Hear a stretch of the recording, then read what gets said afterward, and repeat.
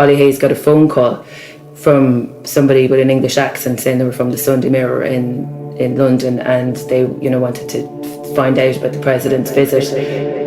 Ollie kind of said, he didn't know anything, and he knew nothing, and he didn't know anything about that, and kind of said no comment. He thought afterwards that was maybe a test to see if he could be trusted by the Secret Service. I'm Nicola Tallant, and you're listening to Crime World, a podcast about criminals, drugs and the sins of the underworld in Ireland and across the globe. They are the black-suited operatives whose role is to protect the President of the United States. And if Joe Biden's plans to visit Ireland this summer come to pass, they will be crawling around the highways and byways of the country to make safe his passage. But the Secret Service are no strangers to Ireland, and they've had a few bemusing encounters here in the past, in scenes which could often fit in an episode of Father Ted. Now in her new book, The Green and White House, journalist Lynne Kelleher brings together the incredible stories around the seemingly seamless visits of US leaders to their ancestral birthplaces in often rural outposts across Ireland. From the visits of Nixon to Obama, she tells me about the hilarious run-ins of the Secret Service agents with bemused locals from Ballyporeen to Timahoe, about the Aran cardigan which was almost central to a controlled explosion, and about a chatty hotel manager whose wry joke nearly sparked a major security scare. This is Crime World, a podcast from SundayWorld.com. Lynne, I was going to ask you first of all, something that may be of use to all of us at some point in our life, but how do you dig up an eighth cousin? It's actually quite complicated. So the lady who dug up Barack Obama's eighth cousin, and I think it actually could be sixth cousin technically, but I think he loved the Henry VIII thing, was a lady called Megan Smoleniak, and she would have been on Who Do You Think You Are? She's a really renowned American genealogist. So when Barack Obama was going for election, she decided to look into his roots. Occasionally people would pop up that would interest her, and she started looking into his roots. And she didn't know there was an Irish. There wasn't any hint that there was an Irish connection. He didn't know, and she didn't know. And she actually has Irish connections herself, so she would have had a bit of interest. And she was sort of going back through the family tree, and she came across these Carneys in Ohio. And so she was doing a bit of digging into that. And it's a bit like detective work, the genealogy. There's lots, they look at shipping records, so in his case, his name was Falmouth Carney, his great, a few greats, grandfather. And Falmouth was a really unusual name. And so they're on the shipping records, and then there was two people beside him. And unusually as well, it had put on the shipping records that he was destined from Ohio. So when these other Carneys came up in Ohio, there was a bit of a process, but they linked them back to Ireland. But the real clue in it was often when the Irish Americans were buried in America, they would put on their gravestones where they were originally from. And in the case of Falmouth Carney's father and his brother, they had put Moneygall. So that was in this Ohio cemetery, Moneygall, and it was Kings County, which was back then was what Offaly was called. So then she knew, oh, well, we've got this parish. And then there was 13 churches, I think, in the parish. And then she had to do kind of detective work with that and then go back and get the birth cert. So that was how it was. It's a lot of work to it. And she's really, really highly respected, this lady. She works for the government over there. She also did President Biden's ancestors. So when she gets somebody, it's pretty certain.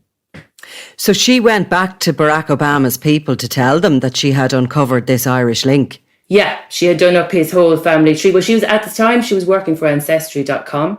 And once she kind of got this eureka moment, I think she published an article on it. Oh, and it was the headline on the article was Obama, like O''Bama, something to that effect. And then he kind of got interested in it. But he was going for election at the time, and then kind of into when he was in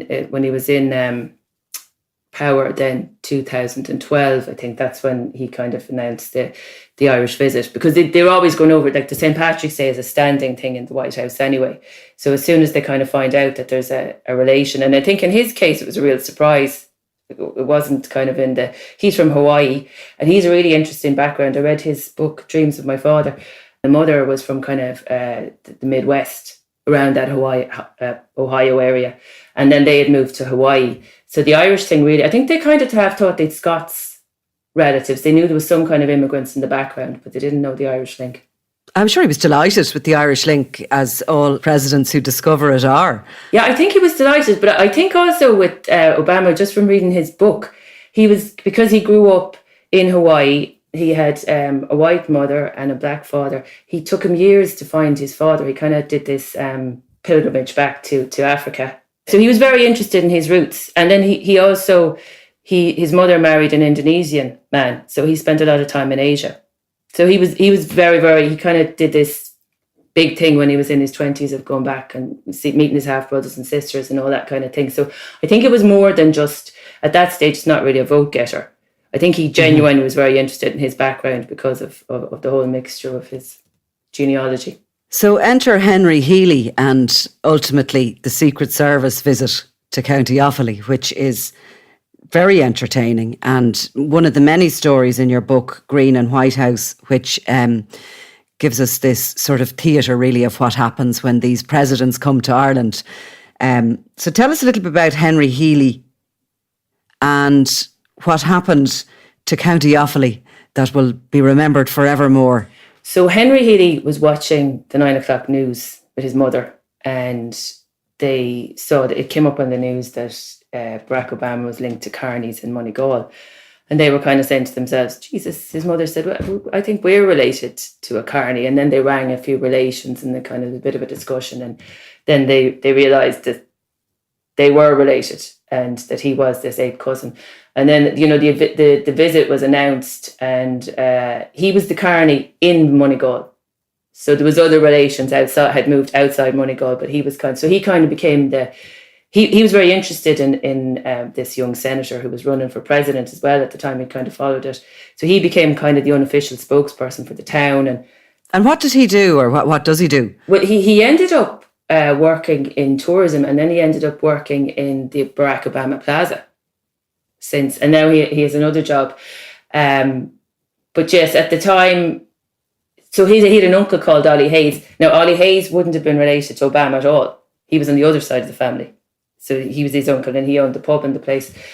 And so the whole town kind of there was an announcement, and the first they kind of heard of it was Ollie Hayes was sitting in his pub one afternoon, and these American kind of Secret Service guys come in, and they say they are part of the air squad. They're part of they're arranging the helicopters and all of that for the visit. And they kind of ask, can he bring them around, to look for suitable landing spots? Because the thing with the Secret Service is they go ahead. They go ahead maybe 2 or 3 months beforehand, or maybe weeks beforehand, and they case out the place. And what's gas about Ireland is it's always these tiny villages that the presidents are from. They're never really from Dublin or Cork. It's always like a really rural place. So the GA field always tends to get used. So the helicopter lands there, or a graveyard or a field or somewhere in the middle of nowhere. And they have to so I'd say the Secret Service, it's a culture shock for them, and then it's a culture shock for the Irish people who are seeing these Americans come in. And they look like, I've seen pictures of them, they look exactly like they would in the movies. They have the earpieces, they have the sunglasses, they have, like in the 70s with Nixon and all that, the trench coats. And they're always like suited, booted, they always look really well. So they're, I think it's probably... They look like something out of a Bond movie, don't they? Well, they are like something out of a Bond movie. They're the real Bond movie. And they have all there's huge preparation in terms of communications now. And there's, kind of making communications secure. And then there's making the airspace secure. And then there's the physical protection. So there's huge forward planning that goes into it. And they're casing out threats. So they went into Ollie, and... it was decided, Henry Healy obviously got in touch, and they were all put in touch. He was identified as the nearest relative he had here in Ireland, and Ollie Hayes' bar was identified as a place that Barack Obama could visit. And that was for the famous pint of Guinness, that he was to be photographed having this pint of Guinness in his kind of ancestral home. Yes, and Ollie's pub. So he had the pub in the town. So that was where the visit. He was going to go. Barack was going to go in there and have a pint. That was the kind of what was decided to do. They've these four planners. So these guys come in. They sussed out the airspace. They kind of sussed out the pub, and then afterwards they'd gone and they said they'd be back. And Ollie Hayes got a phone call from somebody with an English accent saying they were from the Sunday Mirror in London, and they wanted to find out about the president's visit. And Ollie kind of said, he didn't know anything, and he knew nothing, and he didn't know anything about that, and kind of said no comment. And then he thought afterwards that was maybe a test to see if he could be trusted by the Secret Service. He didn't. No one ever told him exactly afterwards, but that's what he thought. And then they started arriving in, with the weeks coming up to the visit. Then the whole town got a makeover. Like Dulux came in and painted the whole town. And the kind of common theme with these visits is they get new roads, they get new telecommunications. And in Nixon's case, there was a guy waiting for a phone for 20 years, and all of a sudden he got it and he was delighted, and he had a Dublin number, as opposed to a Kildare number for 2 weeks. So there's huge preparations that go into it. And also then, each house in Moneygall was sussed out by the Secret Service. When you say sussed out, the Secret Service are essentially in place to protect presidents. And I think you detail in your book, because so many of them have been lost and assassinated. They are targets, American presidents, in a way. I suppose very few other political leaders would be. But how do they suss out the houses and how are they do they just literally arrive on your door? Well, they do. And they come in with sniffer dogs. Oh. So that's kind of the day before. There's a whole sniffer dog kind of a thing. But they'd be around for 6 weeks. They're nailing down manhole covers. I don't know what they're doing with the airspace. They're doing, and there's huge, the communications. Ollie Hayes' kitchen was taken away for 2 weeks. He'd eat in the sitting room with his family, because each place is kind of made into a mini communications place for the White House, so they can directly contact the White House. Like a mini war room as such, we'd sort of describe it as maybe. Maybe a situation room, that's what they say in the movies, isn't it? Yeah, it's kind of like a situation room. So that's turned into like a control room that you can directly access the White House. And I suppose, more in more modern times, then it's the communications, the cyber security has to be, hugely secure for if he needs to make phone calls to the White House, if he, something happens around the world. So Ollie Hayes' kitchen was it for that visit. And did he mind vacating his kitchen and having to eat his dinner on his knee for the few weeks, or was he just so excited that Barack was coming in for the pint that he would have suffered anything? No, he thought it was gas. He was so funny. He just, it must be so exciting to have these Secret Service people come in. And the thing that comes across as well is they all seem to be lovely. I think they get very close to the presidents. That's their job mainly, is protecting the presidents, the vice presidents, president-elects. That happened after Bobby Kennedy got assassinated, and their families. So they seem to be a particular kind of a person, but there seems to be a real fondness for them from the people who've met them. And they're very thankful to the people who they come in. They'll be saying, thank you so much for giving me the kitchen and that kind of thing. Sure, he was invited back to the White House then a load of subsequent times. But yeah, so that's what they'll do. That communications thing is one thing. Then all the houses were, say, checked out in Moneygall for firearms. And I think there was one, obviously in Ireland, we don't tend to have firearms, but there was one family who got into a bit of a tizzy because they had an old IRA, not from, I think they said back in the 20s, an heirloom kind of a gun. So that had to be kind of spirited out of the area for a few weeks. They'd be camped in, like each house, I think in Moneygall had their own officer just before he arrived. Every house was sniffer dogged before he came. There's a ring of steel like literally put around them. And the excitement must have been something else. So just remind us what happened that day when he put Moneygall on the map, didn't he? And I mean, I still sort of find it amusing when I drive past the Obama Plaza, the Barack Obama Plaza, the garage that I often call in to refuel either myself or the car. But he really made Moneygall famous. Oh, he did. Yeah, he totally put it on the map. The morning of the visit, I think it was Ollie who was kind of nervous, and the Secret Service man said, listen, he gets up in the morning, he puts on his clothes, he has a shower, he does everything like the rest of us, so just treat him like a normal person. And he kind of put him at ease. And they arrived then on the Marine One as the helicopter, usually to a field, and then they came out, and he went into his kind of ancestral home. He went that's still there. That would have been, the Carney's ancestral home, and Henry was in there with him. And he said he kind of got quite emotional, kind of looking at it. He got a bit. The press weren't in there at the time, but he said he got a bit teary, kind of looking at that's where the fireplace where my ancestors would have left from. And then they went into the pub, and then there seemed to be a really jovial atmosphere. I mean, they comment on how magnetic their personalities were, and then a few people commented on their chemistry together, the two Obamas, and they came in and they had a pint, and then I think after the press went, then they went behind the bar, and Michelle pulled a pint with Ollie. They were delighted to have the place for themselves and just have a bit of normality. And they did a really long.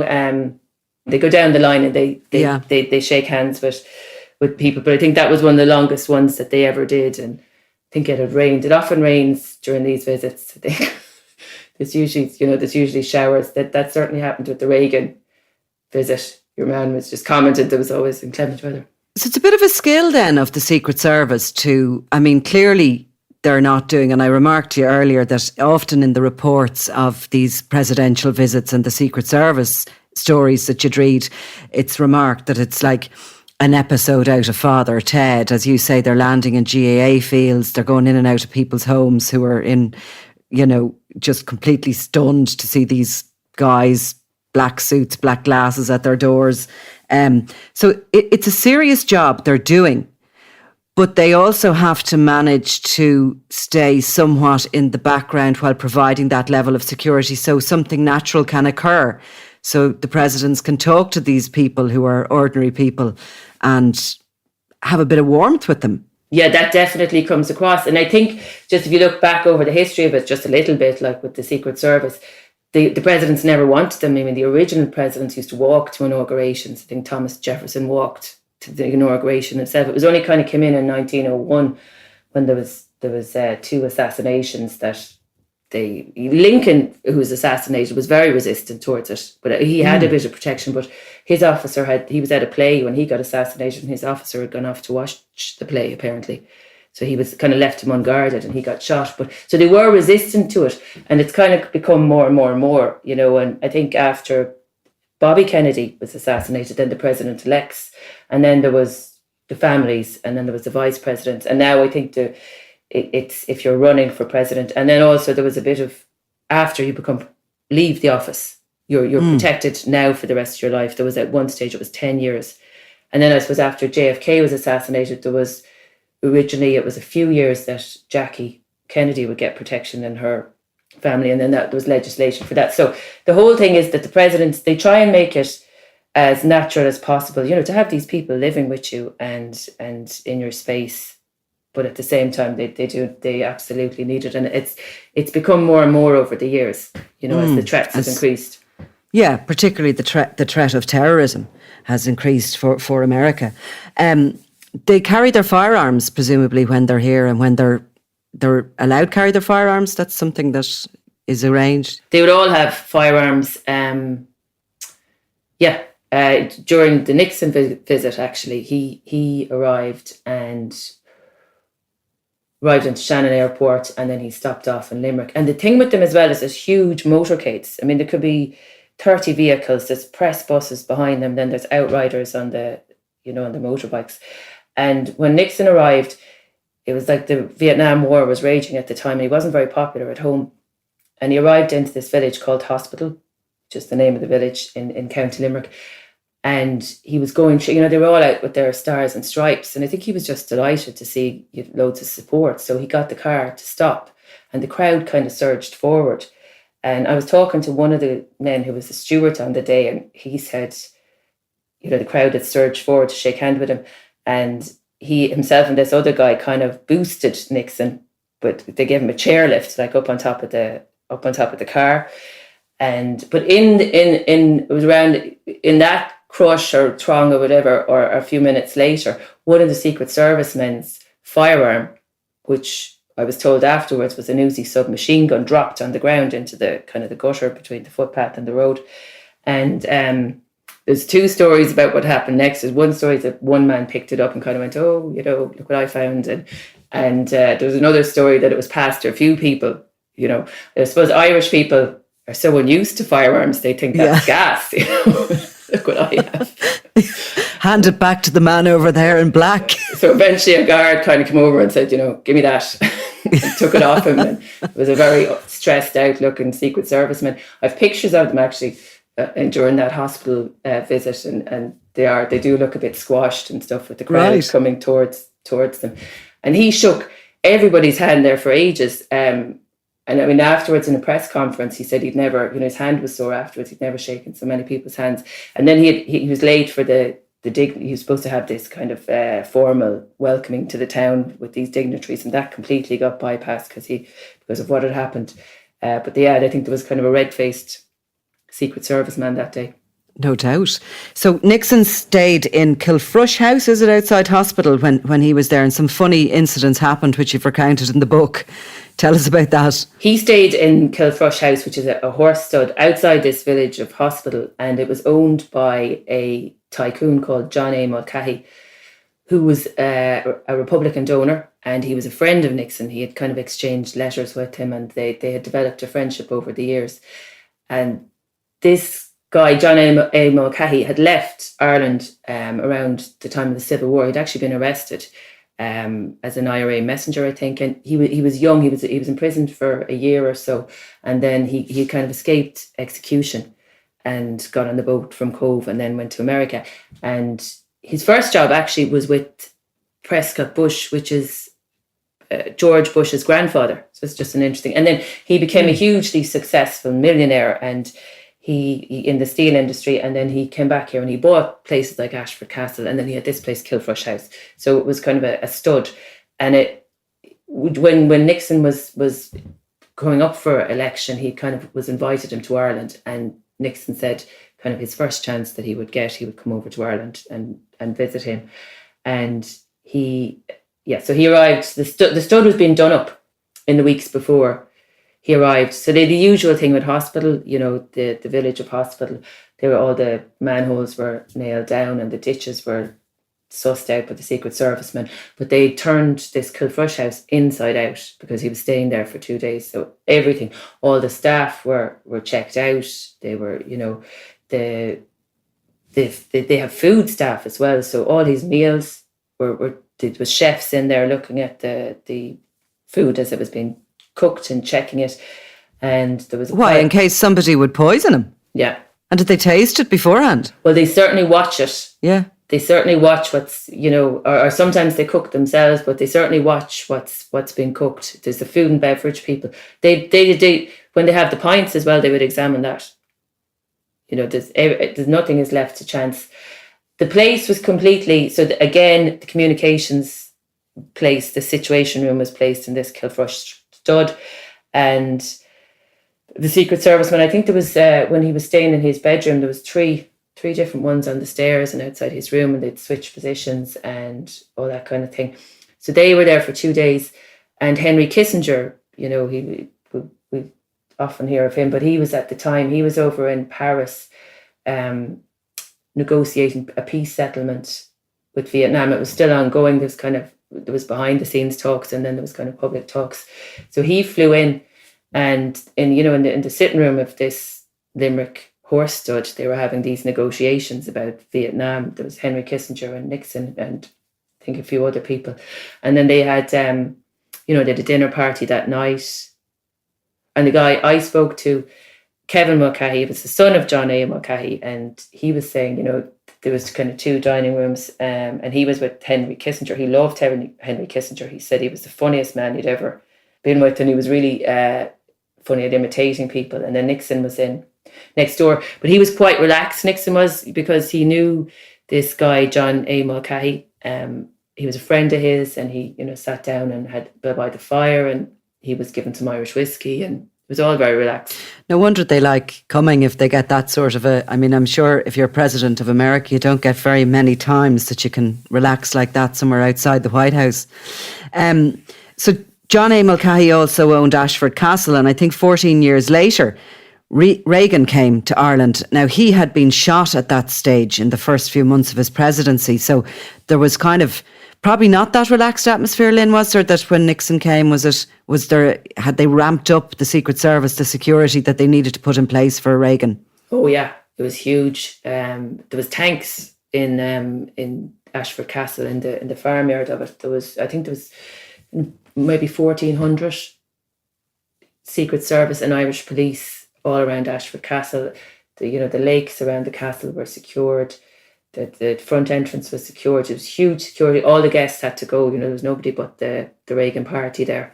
So they paid to buy out the whole hotel, really, for Reagan? I'm sure they did. Well, John A. Mulcahy, again, who was a Republican supporter, owned that and was there and welcomed him. So I don't know what worked with that. I think they were any guests that were due to come were put out into surrounding hotels. Mm-hmm. And what sort of things did they go through in Ashford Castle, an ancient property with certainly many antiques and bits and bobs that probably hadn't been touched for years?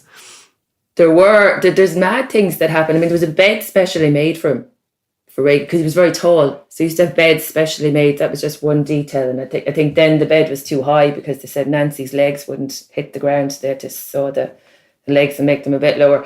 There was an ancient desk that was there from the Guinness family, I think, and they could never open this desk. It was locked, but the Secret Service managed to unpick the lock of this desk. And there was a really funny story about Ashford Castle. When he arrived, he flew in on Marine One, kind of over the turrets of the castle, and landed on the front lawn, and met the hotel manager and the children, the Mulcahy children, and the hotel manager's children, Rory Murphy. It's a lovely man. I spoke to him, and they went in, and there was a press conference then, and the press were flown in on a helicopter, and he said he remembered, this ramp coming down and all these reporters running out onto the lawn, and they were having the press conference, and then there was a bit of a kerfuffle in the background at one of the lakes, and there was a bit of flapping, and these 2 divers came up, these American divers who were Secret Service, and it was a salmon. Right. But they had installed these anti-terrorism nets in the river, to stop people coming up the river into right. And it had caught salmon, but apparently by the time he left, there was a bumper catch of salmon. There was a load of salmon caught in these nets, looking to catch terrorists. People were being served salmon pate, salmon on brown bread, poached salmon, etc., on the menu in Ashford Castle, probably for weeks afterwards. And they were so he had been, there had been an assassination attempt on Reagan, and he was kind of a real character in a way, because he said afterwards, his famous quote was, "Honey, I forgot to duck," to his wife, and he was very kind of good humoured about it. So there was huge security, but they never deemed there was any threat from the Irish groups, terrorist groups, like the IRA or the Loyalists. It was deemed to come from abroad, the Middle East. Well, of course, the IRA were kind of liked the US presidencies, really, and the US funding that they were getting, and still can get from there. So it's funny when you think that in a country that was so steeped in terrorism at that time, that there was no threat whatsoever. I mean, the IRA would probably have protected Reagan if they got a chance.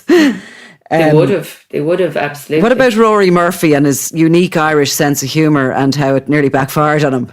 Oh, yes. So Rory Murphy was the manager of Ashford Castle and had this booklet that was signed by President Kennedy, and it belongs to the Mayor of Galway, and he was asked to get President Reagan's signature. So he went up to the suite of rooms where President Reagan was staying, and he was waiting outside for the signature, and he was standing next to this tall man who had a large black bag with him. And he kind of he got nervous waiting, and he presumed he kind of held the nuclear codes. So in the silence, he said, "Is that the important bag with all the codes?" And he said, "What would happen if I just tried to steal it?" And he said, "Sir, I'd have to shoot you." In an absolute lesson of why it's sometimes better to say nothing at all. Yeah, it's kind of that verbal diarrhea that you get when you're nervous. And he kind of smiled, but the guy did smile. And, Rory was saying to me afterwards, he was going, "The things you say when you're nervous." Yeah. What happened if I ran away with that? Did something happen with an Aran cardigan in a pub on the Reagan visit as well? Yeah, so after he was in Ashford Castle, so Ballyporeen was the big news. This was the huge deal. His relations were found to be from outside Ballyporeen, and there was huge preparations that went on in Ballyporeen with the O'Farrells. That's the pub. Mary O'Farrell is who I was speaking to. And they changed the name to the Ronald Reagan pub beforehand. But there was huge... Did they? So they did. And it actually, I'll tell you, the pub ended up years after President Reagan died.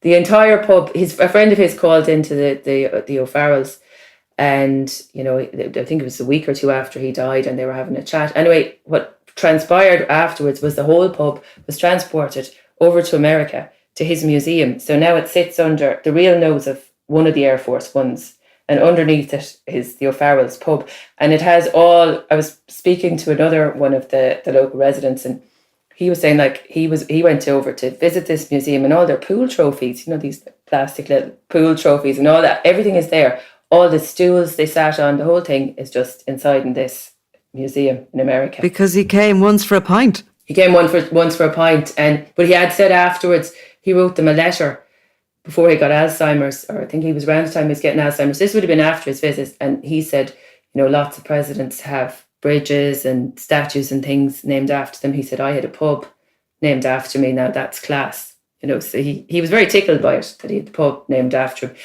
So Ballyporeen, they're gas town. They the first inkling of this was Mary O'Farrell was sitting in her pub with her husband, and these 4 people come in. And one of them is from this Brits Genealogical Society, and they explain, they have all these papers about the family tree, and they explain that Ronald Reagan is related to his great grandfather, who is buried down the road, and so this is the immediate connection. And they go and visit the graveyard, and then Ballyporeen went into overdrive. The pub was called the Ronald Reagan pub. Within 6 weeks, they used every St. Patrick's Day, they had these parades, marching up and down in the rain. And so there was huge anticipation that he would come to Ballyporeen. I think he was about 2 years into, and then it was finally announced. But first of all, one of the local councillors, Con Donovan, he'd been watching the news, and he kind of guessed. He was watching Sky News, and he saw something that Reagan was coming over for something else to Europe around this time. And he went to his council meeting in Tipperary and said, that he thought that they might have news in a week. He was all very mysterious. And then there was a big headline in the local paper, the councillor knows something, or something to this effect. And a week later, it was announced, and then they were on for the US Embassy to Con Donovan's house, and they were asking, how the hell did you know? Do you have a line to the White House? But he just guessed. But they got huge publicity out of it. I think they were in the Wall Street Journal. There was the biggest circulation paper in Japan. This guy came over, and he got a taxi down from Dublin. They couldn't believe this, and he had the taxi waiting for like 4 hours while we went round, on the meter. And they were on the front page of this Japanese magazine. It's Mary O'Farrell's. They couldn't read it, obviously, because it's Japanese, but they could see Ballyporeen and O'Farrell's. That's all that mattered. Yeah, it's great. And the German papers were over. They were like literally on the map. Like Wall Street Journal had a map and they had America, I think Washington, and then this little tiny dot with Ballyporeen, that literally, and one of the local men from Ballyporeen was in the stock exchange, and he nearly fell over, having his morning cup of tea and his paper and looking at his village that was put on the map. And then it became Neil Donovan's very funny, the councillor's son, because they were in the local shop and they sold everything kind of from anchors, in those shops, to every single thing. And it became the Sunday drive capital of Ireland. He said it was back when, you didn't have much to do on a Sunday. I don't even think the matches were aired on a Sunday. And you'd pile the kids into the car with a bag of taters and a bottle of lemonade and you'd go for a drive. So everybody was going to Ballyporeen because this was a huge thing that, President Reagan, his ancestors were from there. So he eventually, the announcement was made and then they arrived. And Barbara Riggs then she was one of the first women Secret Service agents to really rise up through the ranks. She protected, I think, 6 presidents. It was like something out of a movie, you'd hear it protected Ford and Carter and Reagan. And I think she ended up as nearly deputy head of it eventually. But so they would be going around doing the manhole covers, securing the place, securing the pub. And the night before the visit, Mary O'Farrell, so she's in this very rural country pub, and she's a real character. She's very funny at telling these stories. She had a baby, like kind of 6 weeks beforehand, and they'd had all the White House staff in. This Michael Deaver had come in by the helicopter with a load of White House staff to ensure that they were prepared for the visit. And he kind of said eventually, Miss O'Farrell, I think you're prepared. So he had cased. They'd driven around the country. He went around with this ambassador, Sean Donlan, and they had sussed out all the places that they'd go to. So they were, at one stage, he was kind of like, Reagan's more like the movie star. He is the movie star president, but that's what his visit is. That would be the feel of it, And this guy, Michael Deaver, apparently he was his chief of staff, but he had a real eye for a photo shoot or for a good backdrop. And when they got to the Rock of Cashel, he was with the ambassador, Sean Donlan, and he kind of got a strike of inspiration. And he said, God, imagine we got the Pope here to say mass for President Reagan. And the Pope they kind of bonded a bit because he had recently survived an assassination attempt as well. So there was overtures made to the Vatican, would the Pope come to say mass?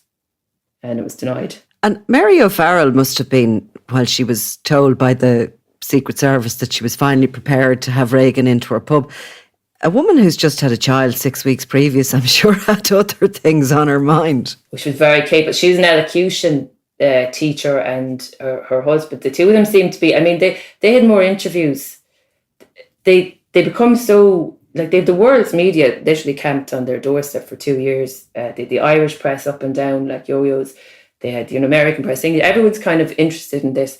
So they had done, at one stage, I think they had to put a sign up in the village to say, we can only do so many interviews a day because they were getting so much attention. So, but she had it all under control and the agents were there. And the day before, one of the neighbours had come up, or one of the local people had come up with this box, and there was an Aran cardigan which had been knitted for the president, and there had been presents put there, but they had all been looked at by the Secret Service.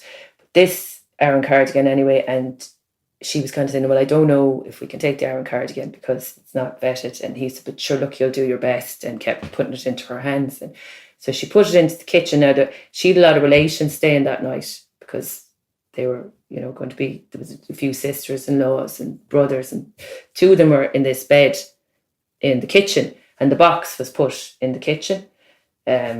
And then she went up to bed that night, and she was lying in bed in the middle of the night going over everything, and she sat up bolt upright and went, oh Jesus, the box, there could be anything in that. She just decided, she kind of, and so she said, I better check it, we don't know what's in it. And she had to go down the stairs, but there was an armed guard, either from the Irish armed guard or a Secret Service man. So she made loads of noise coming down the stairs, so that it wouldn't be suspicious. And she wouldn't get shot, probably. She wouldn't get shot. Yeah. So she had explained to him that there was a package. Sounds terrible, I'm sure, to the Secret Service man or the armed guard looking after the place. There's a package and we don't know what's in it, and it's in the kitchen. And he said, well, you'll have to go and get it. So it was brought out then and it was examined. And after a bit of to-do, it was found out that it was just an Aran cardigan. And it was decided probably that the greatest crime and offence that the Aran cardigan could cause would be itching President Reagan had he ever put it on him, like those Aran cardigans had a tendency to do so. The Clinton visit, which kind of was maybe in our time in journalism, and I do remember Clinton up in Belfast and meeting the late, great Seamus Mallon up there. And he was most amused that the Secret Service agents had come into his office and they had examined every bit of his chair. He reckoned that if there was ever an eject button, they would have found it at that point. And they'd gone all around his desk. He was, always good-humoured Mallon, but he was funny about it. And of course, there was the legendary story that I'm sure grew legs, Lynn, of the work experience journalist from the UK who was over and who reckoned he'd found that secret, room at the Secret Service headquarters in the Europa Hotel and had supposedly tied together sheets from a room above it and abseiled down the side of the Europa. I mean, there were these crazy stories. Clinton, though, went to Ballybunion first. Ballybunion is gas. So we both know Frank Quilter. Yeah. He was he owned the hotel down there. I think he had a roller disco as well at one stage. There was a major... Where did Ballybunion... Let me think now. Where did Ballybunion start? Oh, Ballybunion. The reason Ballybunion came up in the first place is because Clinton was a huge golf fanatic. Loved golf. Absolutely loved golf. And Ballybunion was one of the best golf courses in the world. It's a links golf course, and it was kind of... By the time he was coming in the late 90s, it kind of had this legendary status. This guy, Tom Watson, who had won a load of these majors, used to come over and practice before he went to the British Open. So he really wanted to play golf. And how it came about was Dick Spring was in the government at that stage and he was in the Foreign Affairs. So I spoke to him and he's a great relationship with President Clinton. And he said, when you're going over to these meetings in the White House, you're trying to kind of get some common ground. So they ended up speaking about golf and Ballybunion came up. And then he said every time he'd come over, he said often he'd be with Al Gore because that would be the thing. The foreign affairs minister would be with the vice president. But he said Clinton would always come in and it would always come up, when am I coming to play golf in Ballybunion? And then I think Frank Quilter, who was a legendary kind of a campaigner and lobbyist, got wind of this and they kind of did this huge campaign to get him over to Ballybunion. So when he first arrived, his first visit, he was doing that famous speech in College Green in Dublin, and Frank Quilter had managed to get a marching band somewhere. And what were they singing? They were singing some kind of a real Irish rebel song, and they marched down through with placards, come to Ballybunion or whatever, through the crowd. And then they picked up a few Americans kind of on the way, and they ended up in the front row, and he kind of give them a shout out, because what had happened was he was supposed to play that first visit, but Jean Kennedy had called Dick Spring in, Jean Kennedy was the ambassador here at the time, and she said that it had to be cancelled because he had to go and visit the American troops. The Bosnian War was going on at that stage, and he had to go and visit them where they were stationed in Europe, so kind of had to be cancelled last minute. But he kind of pointed at the Ballybunion signs, he gave them a shout out from the crowd, and he said, I'll be back, basically. So when he came back in 98, he was penciled in. And now at that stage, Dick Spring was out of power, but he was still had a very good relationship with President Clinton. But this time, Bertie Ahern wasn't going to let him just swan off and have a game of golf with Clinton on his own. So Charlie McCreevy was dispatched, and then there was the captain of the golf course and the Christy O'Connor, yeah. So it was a 5-ball. It was supposed to be a 4-ball, but it was a 5-ball. So the first inkling really that the townspeople got was when they were sitting in their houses after Sunday Mass, and these 6 helicopters in formation roared over the town. But apparently they were getting a kind of a scoping it out for possible threats. Pre-drones, I suppose, to try and see what the roads into it and all were like. Yes, and they went to they did the usual. They went to every house. They went to the golf club, completely cased the place out. So Brian is interesting, the captain of the golf club, because again they were there for a few weeks, kind of sussing all this out. Oh, and the night before he came, there was guards all over the place. Apparently they found loads of golf balls, but they were literally going through every kind of trail of grass. Yeah, over the golf, and then it overlooked the bay of Ballybunion. Yeah, and he said when they took off on their golf game, that I think one of the first tees or second tee, they were looking out onto the bay, and there was this kind of steel-hulled ship cruising off in the distance, and Dick Spring kind of pointed over it, and he joked to President Clinton. He said, "That's a quarter of our Navy looking after you." It would probably fit in Air Force One. And absolutely. So they were doing this, and then the agents were kind of following them, but they were unobtrusive. But the golf club captain also noticed that there was this truck thing in front of them moving very slowly, and he wasn't quite sure what was in that. Brian McCarthy was his name. He wasn't quite sure what was in that, but there was something there, if anything happened, that it would... Probably a load of Uzi-wielding Secret Service men ready to pounce should anything happen. So they they did secure these places, and, maybe the Secret Service agents would tell you the more rural these places are, the easier they are to secure. I wonder, I'm sure they have stories to tell themselves about their experiences in Ireland. There's been a couple of reports of some of them having a few pints after they've clocked off and this kind of thing. Did we ever get to the bottom of that story in Belfast and the Europa Hotel and the abseiling? Do you think it grew legs? Could have grown legs. Well, but the story wasn't it that he abseiled down, and then there was some Secret Service men with guns looking out the window at him. But we kind of got it on good authority, didn't we? We did. We got it almost first hand, I think you could say.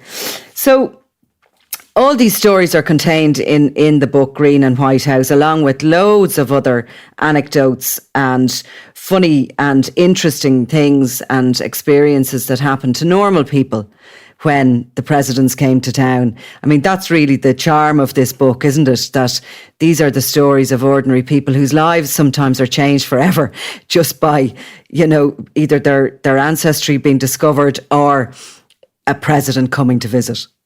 Yes, and one other thing which was quite amazing about this is the Ollie Hayes and Henry Healy, their adventures in Washington with President Obama, because I was listening to the radio one day and Damian Lewis was mentioning that he was in the White House, and he was sitting opposite Obama, and he couldn't believe, that he had an audience with him, and it was just so amazing. And what struck me about when I was talking to Ollie Hayes and Henry Healy was they were over there nearly half a dozen times. They were invited every year. They were like guests of honour at the St. Patrick's Day celebrations. And the first year they were invited over was after Barack Obama came to Moneygall, and he took a real fondness for them, a real liking to them. And they arrived over and they were in New York, and they were supposed to do some sightseeing in New York with this Offaly crowd. And then they got a phone call kind of a mysterious phone call from a secret agent. And they said to change of plans, President Obama wants you up today, and you're not to tell anyone where you're going. Just arrive here, to the White House. So they arrive into the White House and they meet this White House staffer, and they're brought out to his private quarters. And the White House staffer says they've never been to the private quarters before. And then there was a kind of a menu, and they're given some dinner. And then he comes out kind of in this bomber jacket, real casual looking, and he says they've just been told before, and he wants to bring them for a pint to return the favour. So they get into the back. They think they're going in a different car, and he says, no, come in my car. So they're in one of these kind of cars, like the Beast, these armoured cars that have huge protection on them. And they're driving down. And the thing with him going for a pint is the whole of Washington is kind of shut down. All the streets that he will be on. So they're driving down these deserted streets with the president, and they're having this conversation with him, and he's kind of talking to them about parenting the kids and having chit chat. And then he kind of asks them, what do they really think of Enda Kenny? and they're kind of going, they're kind of being diplomatic because they reckon they'll meet Enda Kenny later on at these St. Patrick's Day events. And then, in a bit of a gap in the conversation, Henry says, he's kind of asking what's going on in Ireland, and he ends up saying there was a bit of a scandal over septic tanks. And that, so obviously septic tanks, I think some charge come in for septic tanks or something, and they had a conversation about this. And so they arrive anyway at this pub, I think it was the Dubliner Bar in Washington, and they arrive in, and President Obama catches Ollie's arm on the way in, and he said, now, Ollie, keep an eye on the agent if anything happens. They were given these badges. They were in this ring of protection anyway, if anything happened. And then they went in, then the St. Patrick's Day crowd kind of burst into applause and kind of said 3 more beers, instead of 3 more years. So 4 more years. And they got their pints of Guinness, and there was photos taken. And now he didn't drink his pint of Guinness because he said to them, privately, if he drank the pint of Guinness, he could get stick off the Washington Press Corp, for drinking on the job. And then they piled back into the car, and they went up the road, and he was pointing out different things, and he pointed out, some homeless people, and they kind of had really kind of a casual conversation. But they ended up going to a do that night, and they were back in the Rose Garden and around the White House again, and they were walking down with these staffers, and I think they had some more relations with them at this stage, and kind of President Obama comes up behind them, and he was like, "Hi guys, how you doing?" kind of thing, as if they were kind of old pals. And Michelle Obama greeted them with a big hug and a kiss, and kind of said that they were family.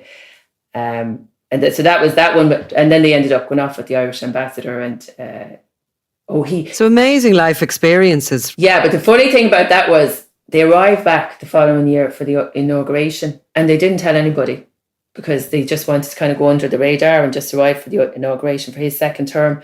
And when they got there, they got this phone call, and there was an agent on the other end of the phone, and they were like, "Ollie, what are you doing coming in here? Like, why didn't you tell us?" So they kind of rumbled that he was in the country, and then he was invited to all the balls. So he can't go to the States without being picked up by the Secret Service.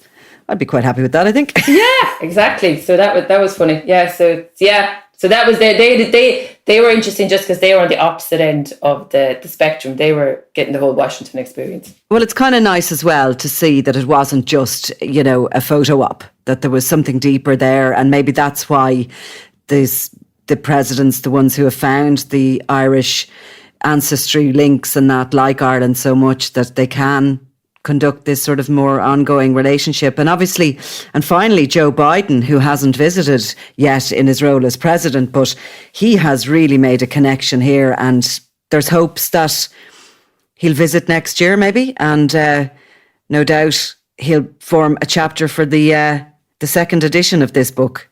Absolutely, yeah. He's seen as kind of the most Irish of all presidents since President Kennedy. He's only the second Catholic president, funny enough, because there's kind of in the book there's 23 or so that have links, not all totally copper fastened, but the majority of them would be Protestant. So and then it's only the more recent ones that would have links to the south. All the earlier ones would have had links to the north of Ireland. So he's hugely as we were just talking about President Obama, when they went to the inauguration that time, Ollie Hayes and Henry Healy, and they were in the line, they met Joe Biden, and he was kind of saying, "Ollie, get the president, ask the president, can I go to visit Ireland, get him to allow me to go." And he's kind of saying, "Oh, Joe, we have a lot of work to do," kind of thing. But he did come as vice president, and he visited all his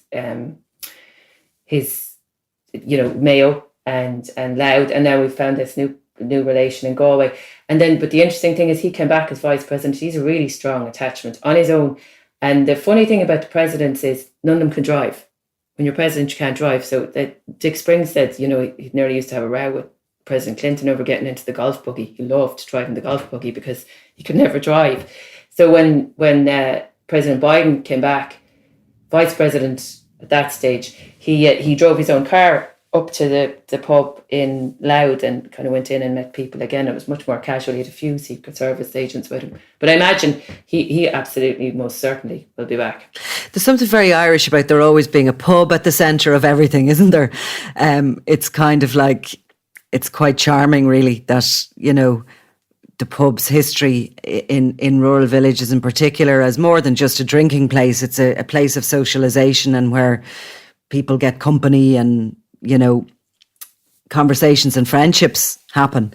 It's quite nice, really, in a way, that there's a pub at the centre of all these stories. Yeah, because he doesn't drink at all. So he didn't do the requisite pint of Guinness. He just, I think he had a Coke or something like that. But the funny enough, Lily Finnegan's, the pub in the Cooley Peninsula where he visited, they reckon his kind of ancestral house would have been just a few hundred yards away. So almost certainly they would have drank there, his relations. So we can expect the Cooley Peninsula is going to be having some visits in the near future of some suited and very serious looking chaps who will be going through every blade of grass, every home, and where anybody with hidden firearms will have to hand them over.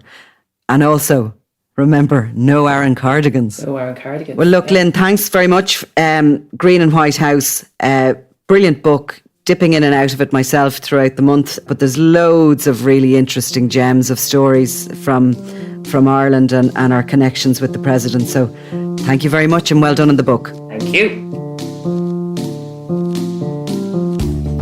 You've been listening to Crime World, a podcast from SundayWorld.com, produced by Ian Mullaney and edited by me, Nicola Tallant. If you like the podcast and love true crime, why not download the free SundayWorld.com app for lots more stories from Ireland and across the globe.